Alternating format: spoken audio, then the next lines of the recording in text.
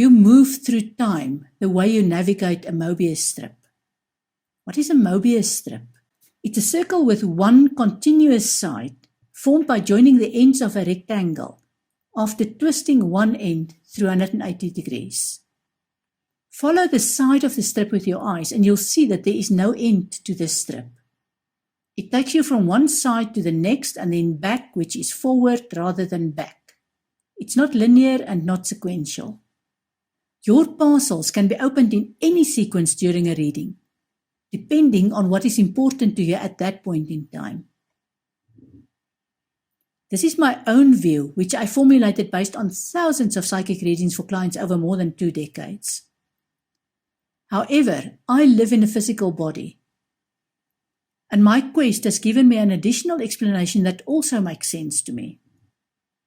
Our brains receive and broadcast electromagnetic messages. Where waves advance towards you, you get a glimpse of the future, which is called imagination. When waves recede away from you, they are called memories.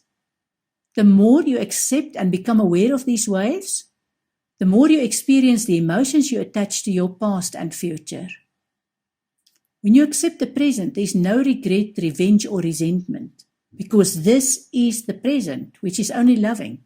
When you accept the present, there is no fear, because fear only applies to the unknown, which is the future. I want to raise a word of warning here. There is a movement encouraging people to live in the now, as it is popularly known. How about living in the present rather than in the now? I know semantics, but that is my choice of words. Somehow the impression is often created that if you focus on the right now, without the baggage of the past or the fear of the future, everything will be all right forever and ever. That's not quite true.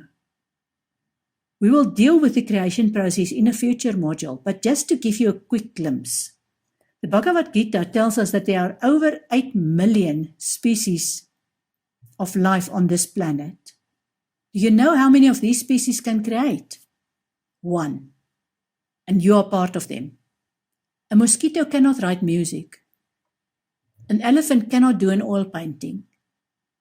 A giraffe cannot be an architect. You are human and you can create. Therefore, you are obliged to create a life and future that is to the benefit of not only yourself, but everyone around you and even the entire planet. Just living in the now can be a cop-out, where you live in your own nirvana while expecting other people to do your creation on your behalf. But we will get to this in much more detail in a future module, where I will explain a lot more about the creation process and how you can use it. Your brain has 2 hemispheres. The left hemisphere is the intellectual side, where a timeline and human will are important.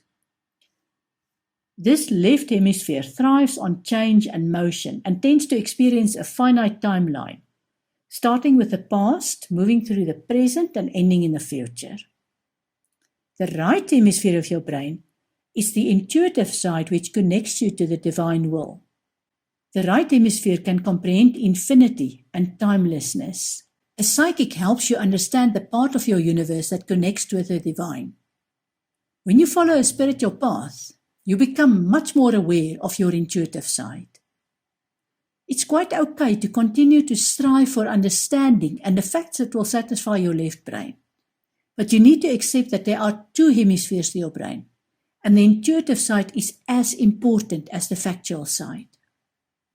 For the same price, it's quite okay to focus on the intuitive side.